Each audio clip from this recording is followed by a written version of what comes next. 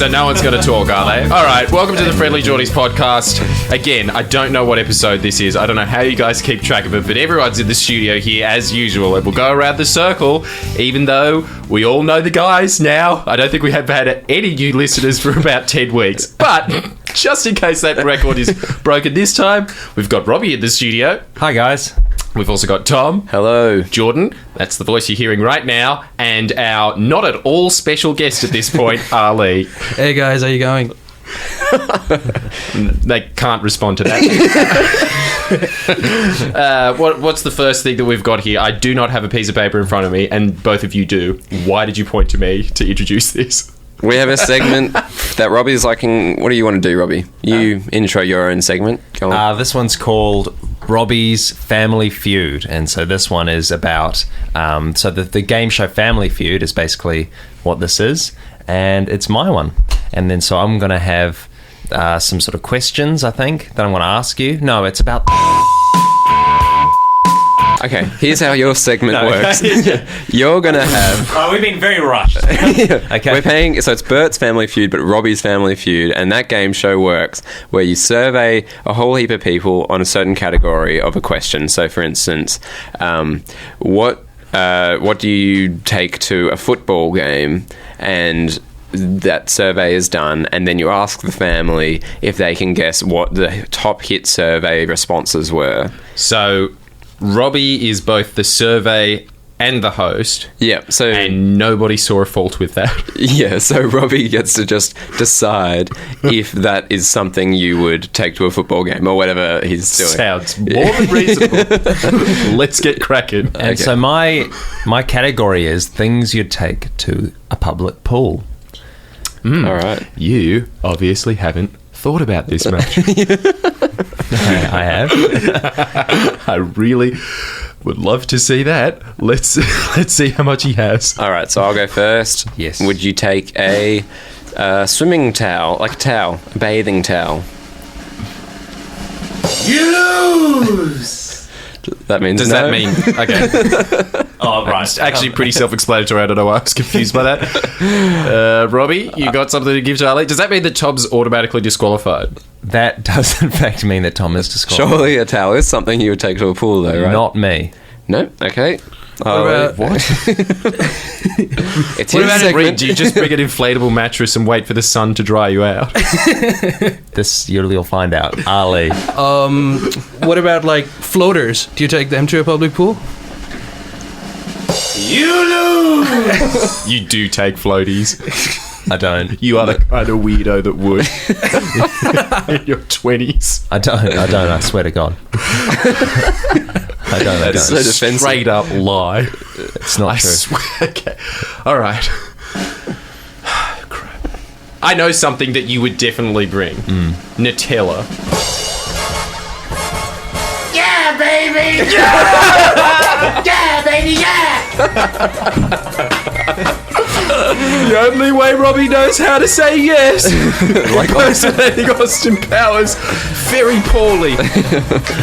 What happens now? Is that the end? It just means I win your version of Family Feud. You win. You win Robbie's Family Feud for this week. Because that's okay, but because there's no prize, Robbie, would you like to take it away with your other impersonation apart from Austin Powers that you think you do well but obviously don't? Which one's that? The one that you've just said to both Tom and Ali. Oh. You lose! Which is Willy Wonka. Willy Wonka. Do you want me to do it? I don't... Yeah, do the whole thing. Were you just doing this segment so you could do your impersonations? And you've muddled it up as well. Well, yeah, it's a nice way to sort of combine like games and fun and, stuff like that. Combine. Music and, It's not a combined, it's a ruse. But it's like the 2016, the year of the impression-based segments, and I think that segment is great. It's got fun, laughter, music. All right. It's very good how you've just announced that 2016 is the year of something, much like the Chinese have just announced that it's the year of the... What are we up to this time? The monkey. The monkey, yeah. That Robbie's just added on to that, saying that, no, forget the monkey. This is all about impressions, baby. Which I suppose is a monkey thing to do. Yeah. So yeah, welcome to a very rushed pod. So now we're going to go on to dissect Guy's thoughts. So Guy is a friend of ours. Jordan, do you want to talk about Guy? To sum him up, I'm going to have to quote the song by a band I don't know because they were around and popular 20 years before I was born, but he is a super freak, he's super freaky. Yeah. He's got great ideas, though. He's a man of vision and virtually handicapped when it comes to action. Can't really do anything about it, but he's got a fantastic mind. He noticed about Australia something that Ali, as an immigrant, have you seen this? Do you think that Australians are all about wit without anything to really back up the wit in terms of depth? So they like having an intelligent turn of phrase that doesn't really say anything. There's no real commentary to it. They're all about this very surface level conversation, and as soon as you start talking about something real, they're going, just relax, mate, it's a party, or relax, mate, it's the workspace, relax, mate, I'm at home trying to relax. There's nowhere for them ever. There's no space in Australia to talk big ideas. Relax, mate, we're at a debate right now. Mate, it's just a casual debate between the Prime Minister and the opposition leader in the country. I don't know why you're taking this so seriously. Have you noticed that, Ali? Yeah, and I have the flavor of the conversation would be witty, but nobody would delve deep into it. And as soon as you get a bit challenging, you'll be like, oh, okay, I'm just going to walk away from this conversation. It's all flavour.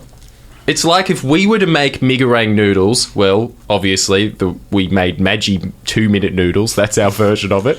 But even more than that, we don't like the noodle part of Migarang. We just like the little cheap flavour packaging of those things that are borderline legal to sell as a food. No substance. We just like the oil and the chili sauce together of, it's like two sensations on my mouth at once. That's the only reason why we like witticisms, because it's a little in the brain. Yeah, it's kind of that the don't talk about religion or politics thing, I think, where it's just gone so far entrenched into that world where there's no space where you can talk about anything but light chat. Yeah, because even if you talk about, say, cancer or something, that should be political. Some people don't think cancer exists. Don't bring down the mood, man. It's just obsessed with keeping the mood light. Yeah, it's like playing golf. Pedantic. Whenever I play golf, it's just that with your group of old men just spending 4.5 hours every week, and it's just baffling how they're able to just keep all the chat just so light and just talk about the same stuff every week. What do they generally talk about then, like at the golf course? It's usually weather, mainly weather. Yeah, or golf. But yeah, if anything ever gets brought up, if politics ever gets raised, it's always trying to make it very lightly funny. Like nothing that shows either your stance of where you are in politics. It's always just the most neutral comment you could make about appearances or something. 4 prime ministers in 4 years. Yeah, something like that. Yeah, Stuff like that. Just really general comments. Yeah, like they need to get their head together. Do you think it's uniquely Australian? Probably not. For you, Gerald? Is that what the basis of the? That's what Guy was saying after coming back from living in Europe for a few years. The cultural hubs. This backwater no longer suffices for Guy. He was saying that in those places, if you, it's par for the course for you to have a serious conversation with anyone. I can't remember the last time I had a serious conversation with anyone outside of this room. I think it's just also serious, is in kind of inverted commas, where you'll have hipsters that will talk about serious stuff, but their serious thing will be, about something which is just, they think it's serious. Some music news or something like that, which is like to them very important, which is fine. Lockout laws. Or whatever it is. Open it up. They're our great thinking youth minds in Australia. How pathetic is that? Mate, it's a ruse. Yeah, that's right. I hated that video that just went viral. You people make me sick. All right. Anyway, let's shut me up and go to the next segment. All right, we've got this next segment's called air guitar. So we're trying to work out what is the lamest shit there is. So when you walk around the place and, you know, if you were to sort of, with, you know, your chummy bro, you sort of both go, sort of both get it up at, you know, sort of in a celebration of something. Is that the lamest thing you'll ever see in your life? For instance, I was playing squash yesterday. Like, if you were to get your squash racket after winning a point and go like, wow, wow, wow, wow, like from winning that, Yeah. it would have to be up there on the lamest thing you could do. What's lamer than that? It's a pretty good radio segment, right? Like, you know, just like... Yeah, it's very light, isn't it? Yeah, this is a nice little slice of life, this sort of one. Yeah. Isn't it? Like, Jordan, you love these ones. Yeah, I was thinking about the cognitive dissonance of just before going, these people in Australia, like, all they care about. That's exactly what we did on the radio with the, we're talking about the gravitational waves and how 7 News just treated it with such disrespect. You know, they were treating it so lightly and flippantly and humorously, and then we just did it by dropping a bloody egg on my chest. Gravity exist if an egg cracks on Robbie's chest? We didn't even realise and it wasn't that. even an experiment because we did drop it and it didn't crack, and so we tried again but pegged it at it. And we didn't realise that we were doing that we were like doing something dumb until afterwards. At least I didn't. I was like, yeah, that seems fine. Like, As soon as he said it, it was such a shattering realization, wasn't such it? hypocrites. Anyway, so now we're talking about light Air stuff. guitar, yeah, man. I always thought the air guitar could be cool. Putting a squash racket into the equation. That is so not cool. It's the worst. It's the worst of the racket sports to be doing it with as well. It's better to do it with badminton. Oh, really? I was just about to say, I reckon badminton surely would be worse. The Quick survey. And the quickest way to do that is to just give all the power over to Robbie, just like we did in Family Feud for some bizarre reason. Badminton is lamer. Yeah. There you go. All right. So that's it looks less like podcast. a guitar. You know, like a squash racket shaped more like a guitar. So badminton's just too far removed. Yeah, I can't really remember what a squash racket looks like. You're probably right. I reckon what is lamer than... What were we talking about again? Air guitar. How did that happen? This is shit. That's what the people are here for. I reckon what is lamer than that is a Zizazari, surely, or whatever that guy's name is. You know what I'm talking. Yeah, He is yeah. Worse. Master He is of none. worse than air guitar. Stop being proud of the fact that you're shit at everything. That's his shtick. That's why he's famous, because everyone just goes, yeah, at least he's owning the fact that he's not talented, but he's still posing as a creative person. No, if you're not talented, go into a fucking office job. Stop being on my television. Yeah. It was so offensive to watch his stand-up show. The fact that they're like, live in Madison Square Garden, somebody who has no jokes at all. Jesus. Did he do that character where he pretends to be, you know, he's like, I'm tweaking, you know, that character? I don't know. I watched it with Ali. We honestly watched 3 minutes of it, and then we switched over to watching Chris Tucker yet again. Yeah, second Thank time. God we did. The same special? Oh, yeah. Oh, no. How amazing It's is a it? classic. Oh, it is great. That uncle character, really. Yeah, you should check it out if you haven't seen it. Ali, what did you think of Aziz? I thought he was... I think he's getting a bit of undue credit, man. He's... A bit. Yeah. He's decent, but he needs some work. He needs to do some more work. Right. Like, Fair call. right now. Is there anything It's very lamer sensible. in the world than Aziz or... Oh, we Air agreed to guitar. that Aziz is lamer than air guitar. Yeah, I guess so. We'll put it out there, but we'll also say, Aziz, if you're listening, come on the show. We'd love to have you on, even though, you know, it'd just be In interesting this to meet very you, I guess. combative environment. And we only got 4 mics. We're not giving you your own one. You can share with me. It'd be interesting to talk to you, I guess. Anyway, Ali. Maybe. Do you reckon anything's lamer than Aziz? I don't know. I was thinking, what about air drumming? Do you think that's lamer than air guitar? That's a fair call. Yeah. I reckon... Air bass. That's got to be worse. Air DJ doing the wooka wooka Oh, wooka. that. Worse, we found a winner here. Lamer than Aziz. Easily. Good show. All right. All right. Love Can anyone beat that? Obviously, write into the comment section if you think you know something worse than air DJ. it. Yeah, twisting the EQ knobs there, like doing the But I guess the real question that we have to turn into little pictures that you're posting into the comment section is, if you think that air guitar is lamer, just put that Hungry Jack Stunner Deal ad where they've just... I don't know if you've seen that one, Ali, but it was a few years ago of them having a fake burger in front of the mouth and making this stunned expression, and then the attendee at Hungry Jack's goes, "Let me guess, Stunner Deal?" And the man is so stunned that he literally can't respond. So that's for air guitar. If you think that Aziz Ansari is lamer, put up a picture of Fitzy and Whipper. All right, now we're going to go on to a serious... Wait, segment. sorry, we're doing the DJ one as well? Oh, the air DJ. Oh.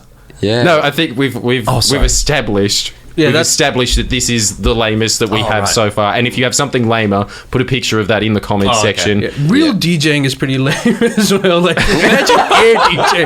Like, I was doubtful that you're actually doing anything when you're actually DJing. Are you just like pressing a play button? Mate, it's intricate work, and you'll be able to see the debut of the Friendlyjordies DJs. Yeah, in Brisbane on 11th of March. Get your tickets. Get your tickets now. Speaking of which, I probably should have brought this up off air, but there's some dude in Newtown that wants you to DJ. Rob, are you up for that? Yeah, right. But yeah, we literally I thought it'd be more be... enthused, but we have recorded confirmation that Robbie's just really not that into this. But yeah, if you're from Brisbane, we actually will be DJing for an hour. So they come watch that. Yeah. In the words of Robbie, get ready to bleep this out. It's going to be a full hour of... It actually will be. And we've got a multimedia video thing ready to go with it of just twerking black girls for an hour. Yeah, changing BET to BE Robbie. B Robbie. All right, Yeezy. so now we're going to be doing a new segment, which we're going to come back to week after week whenever Ali is here, called Ali's African Heartland. But this week, Iran. So this was a real reverse engineering of a pod segment, because originally it was going to be any country in the world, so Ali did research on Iran. But then we thought, we don't really care about Iran. We want to learn about Africa. So we're just putting that in Ali's mind. Can you just learn things about Africa? I know you're not that enthused by it. Yeah, but next time we're doing Africa. But this week we're doing Iran because that's what we planned for. Nonetheless, this is still called Ali's Heartland Africa. We could have given it a different title for just this segment, but no, we just didn't have the time. Yeah, so Ali, tell us about Iran. Okay, so Iran is... Okay, so I think you... Perhaps, well, it's part of the Persian Empire, so they consider themselves to be this massive civilization that's not doing too well now, but they still have that arrogance in them. It's That was thousands of years ago. yeah, How but do you they foster still that long. they still have it. Well, the other thing is that what really motivates them is perhaps, you know how like Muslims have two sects, like Shias and Sunnis. So Iran is primarily Shia, and they're sort of the powerhouse of Shia Islam. Now, Shia Islam was like, you can compare it to sort of like Jews in Europe, where they were always persecuted. So Iranians have this whole idea that everyone's out to get them. It runs in their psyche, which is why they're a lot more interested in building nuclear weapons than anyone else. So that whole idea of, you know, everyone's sort of out to get them plays with a lot of what's going on within the country. I just realised even the psychology of Australia is way better than Iran. The fact that all we want to talk about is light subjects, I'll take that any day over a nation of paranoia. Yeah. No. You are Do you know how we were talking about, like, Australians like to talk about light subjects or whatever, the friendly banter? Iranians are completely different. If you were talking to a normal Iranian, he'd probably get down to, like, brass tacks, real complex political stuff straight away. He probably wouldn't know much about it, or maybe he does, but he'd still want to talk about it. Yes. That's a man that sells pirate DVDs still in 2016. So, clear genius discussing geopolitics with you. So who are they buddies with? Like, are they... I imagine the US isn't a fan of Iran. Yeah, no, they're not. So basically, there was a pre-1979 Iran and a post-1979. What happened in 1979 was that Americans and most of the world powers just propped up these... not propped up, but they had these dictatorship kings, like what they would call the Shah. And so those guys were pretty much running throughout. And in 1979, there was this massive revolution where pretty much every circle within Iran, whether you were progressive, religious, non-religious, had just come to this consensus that whatever our society is going to be, we just want to get rid of these guys first. And they were heavily backed. The Shah was heavily backed by US and Saudi Arabia. So when they got rid of him eventually, the clergy sort of took over because they became the most dominant aspect within the Iranian society. So now it's like it's a theocracy now. And so who do they support or they're friendly with? So US definitely not, because they've had like these sanctions on them. And often, so if they're not friends with America, they're probably friends with China. Yeah, so China's like their major trading partner. Always. China. So why was the US backing them before 1979, and then what changed to make them not like Iran? Well, so there's a few. Shah was considered to be this guy who wouldn't sort of nationalize all the oil fields, and he was just like more of a friendly person that Americans could rely on. So here's another thing. This is why Iranians hate Americans from doing this. In 1953, Iran elected a democratic leader. Americans didn't sort of like that at that point. They were saying that, because he wanted to nationalize oil as well. So they got rid of him, and then they brought back the Shah, this king. That really pissed off Iranians. So in 1979, after they took over, the first thing that they did was they sort of they held American diplomats hostage. It was like, it became a huge deal back then, and which like no country does that. So that's where Iran and America started off on a really bad note from the beginning. It's pretty stupid. Like, why would they do that? No, they were just like excited. The times were exciting for them. They were way too excited. Like, it's just pricking a bear, isn't it? Like, why do that? Yeah, pretty much. They like something of that sort recently happened as well, when some of the student protesters basically attacked the Saudi Arabian embassy in Tehran, and that really got things going. That's the whole Saudi-Iran drift. Like, some of it is that. But what's interesting is, okay, so anyways, what's really interesting about it is that things are changing now. So when Obama came into power, he sort of, I guess this is what he probably did. Like, what issues do we have with Iran? So the first thing that probably is, Israel is pretty anti-Iran as well, and Iran is pretty anti-Israel. And so the first thing that Obama did was, all right, so what are the issues? So the first thing that probably came to him, the biggest thing was the nuclear. So he sort of like, okay, let's get rid of one of those reasons. So then we have like the new historic nuclear deal with Iran, where they've managed to set up a protocol of how Americans and the world community can inspect Iran's facilities to make sure that they're not making nuclear weapons. That has lifted the sanctions, but the Middle East order is now changing. Iran is coming back. Saudi Arabia feels really threatened because now Iran can actually put their oil into the market. And that's Is Trump right in saying that the Iran deal is the worst deal I've ever seen? Unbelievable. We got nothing, folks. I wrote the art of the deal. I'm not comparing it to the better under me. The best wall you've ever seen. Beautiful world. He sounds like a Vegas singer. Some 60-year-old that's quite confused as to whether or not his style is more in the ilk of Elvis or old baby blue-eyed Frank Sinatra. He's wearing this soiled Elvis cape, grunting a few ahas, but at the same time playing a lot of Rat Pack music. That's like, that's Donald Trump minus the billions of dollars. Right.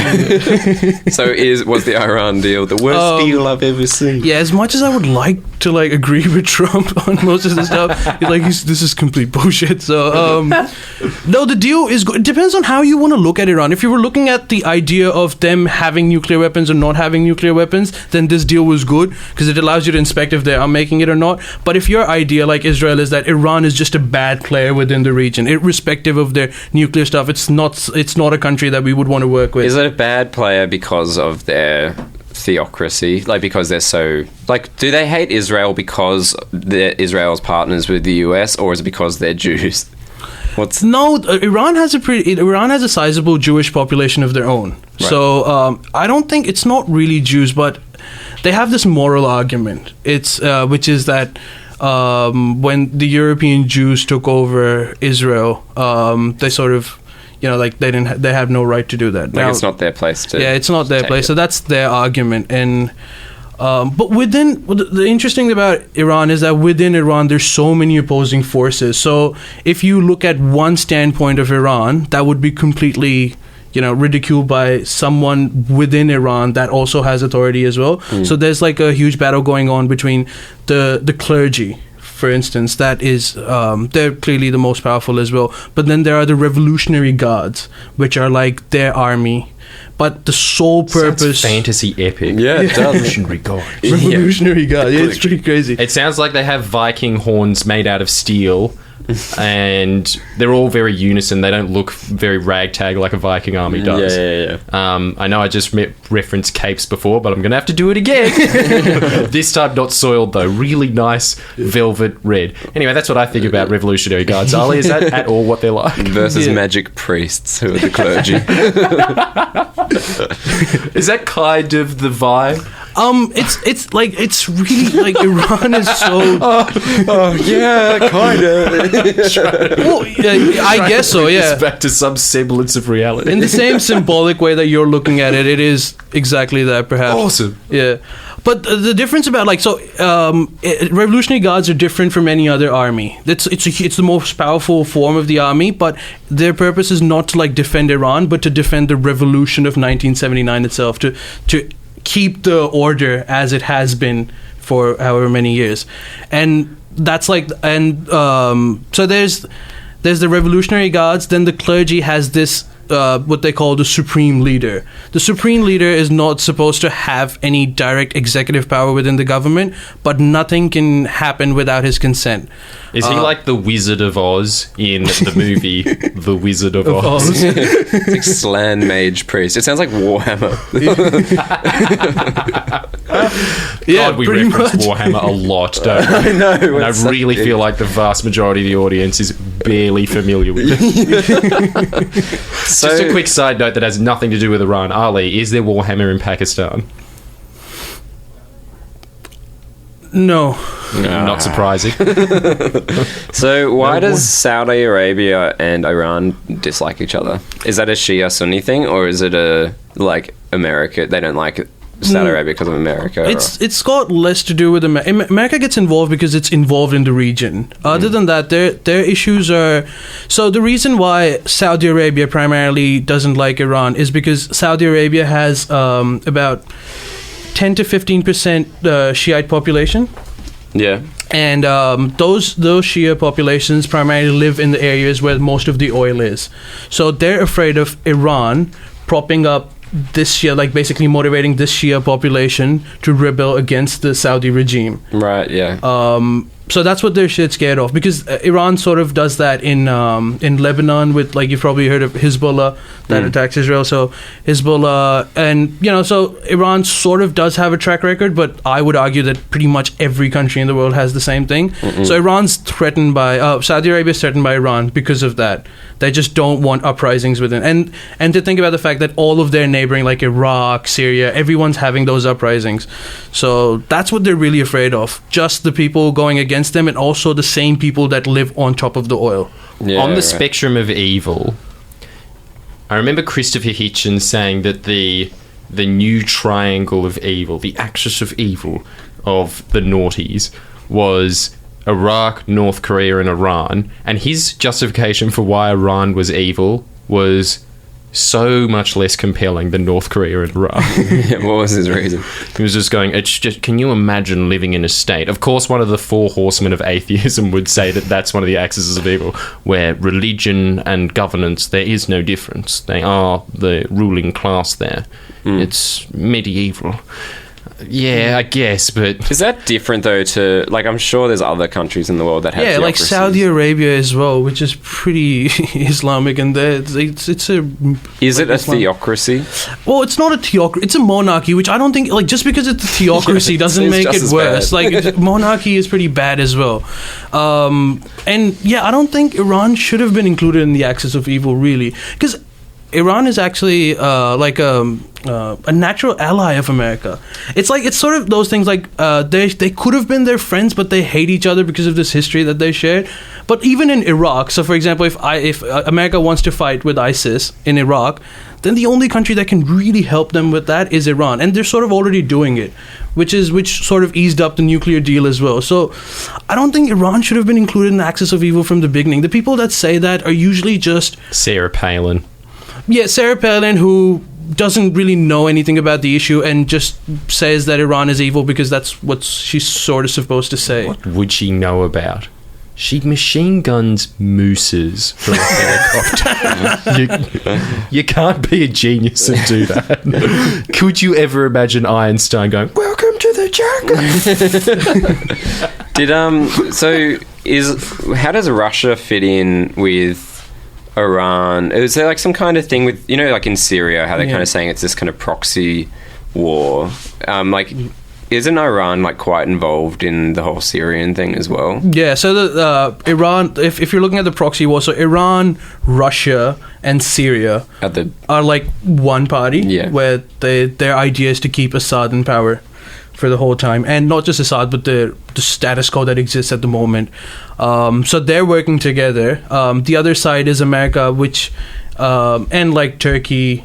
But these things are changing so much, and like, it's really a struggle now to understand what's really happening in that. But like, it would be safe to say that Iran, Russia, and Syria, the current regime in Syria, are working together. Yeah, because it sounds so complicated. Because it even just there's like the national level of it, and then within Syria, it's like I was watching CNN and they were saying how they were doing peace talks and how there was like all these different groups that were involved in the talks, and then there was like 5 groups that just weren't invited to the peace talks. So you've got like 10 or 12 different kind of Islamic groups, and then like all kind of in this chaos together. Like, it just seems so complicated. Yeah, it's really, really complicated now, and it's most of it is proxy war. Every sort of army that is fighting with each other, they're sort of being backed by someone. Yeah. In any way, and Syria has just become this chessboard, really. Yeah. Where it's pretty crazy. Yeah, and instead of 2 players, there's like changing loyalties within those players. So the international community sort of just sits down and decides what's going on in Syria. They're fighting with each other, and then now they're saying, well, maybe we shouldn't be fighting as much because there's way too many people that are dying and also coming to Europe. So now they're saying, okay, let's just sort of stop fighting. But then there are other groups that are saying, no, it means we're winning if you're saying that. Yeah. Robbie, do you have any Oscars music to play this off? Because this has gone on way too long. We're getting kicked out of the studio. Yeah, I know. So we need to... Look, because you guys are not facing the window, there has been a couple of panicky people saying that, like, look, you timed up 15 minutes ago. Oh, look, I mean, we've got time. All right. No, we don't, but I love that. That was very informative. So much more we can talk about. We're doing Africa next time. So I know, and that's enough probably of like that. a lot of what people love about this podcast is these sorts of things, and I hate to cut it off, but we really do have to. Because we have to move on really quickly. Because we have to move on really quickly to Who Am I? Which was the fun segment that we started on the back of Tyrannosaurus Chess, where basically we play that card game with the audience, and so they vote on a question, and then we'll respond with either a yes or no response, and they will eventually come to a celebrity's name that we have chosen prior to starting this game. Yes. So that we are actually recording this, though, prior to their voting of the next question. So what we're going to do is we're going to say both yes and no, and then I'm going to implant. But only one answer is going to make the cut. One answer is going to be played to whatever question was most highly voted. Okay. So 3, 2, 1. Yes. No one followed him. No, okay, so... Or 3, 2, 1. No. All right. There it That's is. what happens when practice happens. All right, now, 1, 2, 3...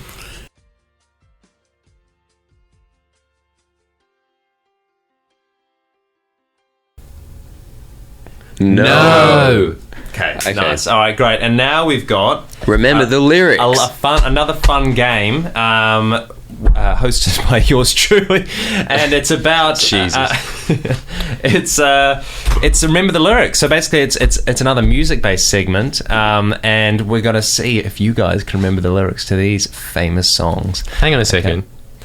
Is this just "Don't Forget the Lyrics" and you've replaced "Don't Forget" with "Remember"?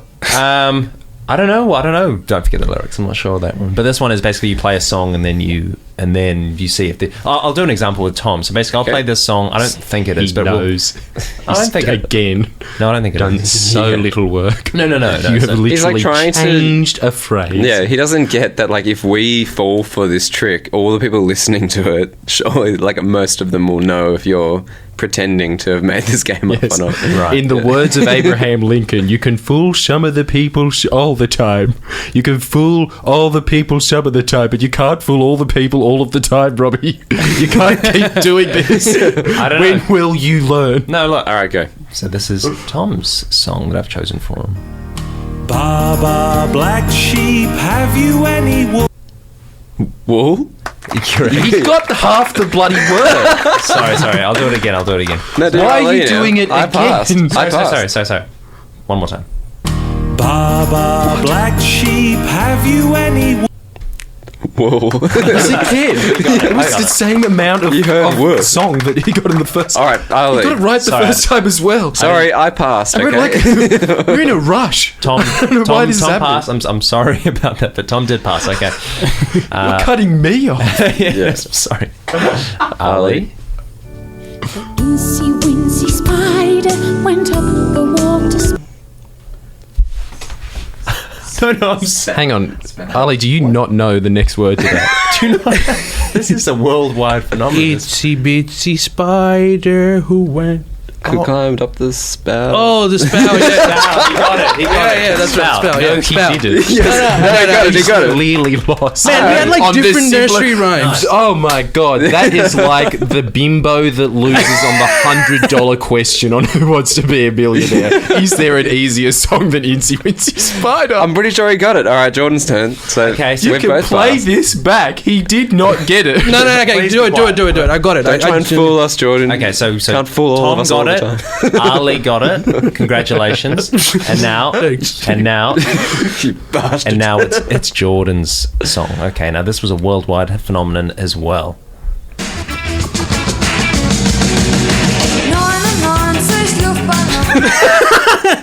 What? You got to continue the. Are you serious? Yeah, wait. So mine, in another mine didn't language. It's a worldwide. That's the hit. first massive problem with it.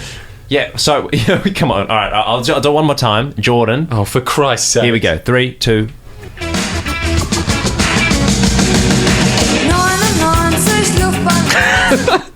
All right, so the game Why have is. you set this up in such an obvious failure? What? You have set this up so I fail. So the game is, if you lose, Robbie will lick the inside of one of our ears. So me and Ali have passed so Wait, far. no, that's not how it works. Has to lick an ear. That wasn't how. Yeah, it is. No. So if Ali and me have both passed, Jordan, if you get it wrong, What you're the getting ear hell? licked. But if you get it right, Robbie gets his ear licked. Oh, what? Okay, play it one more time. Let's see if you can do it. Okay.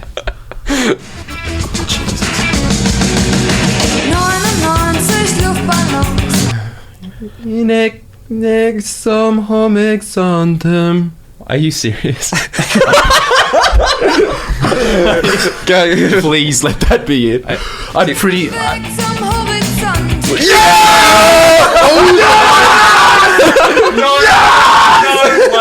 No. All right, lick is it. I love that song. Thanks, Spa. I love you. All right, guys, thank you for listening. Here we go. That's conclusive. Friendlyjordies podcast yet again with Robbie. How does he always lose?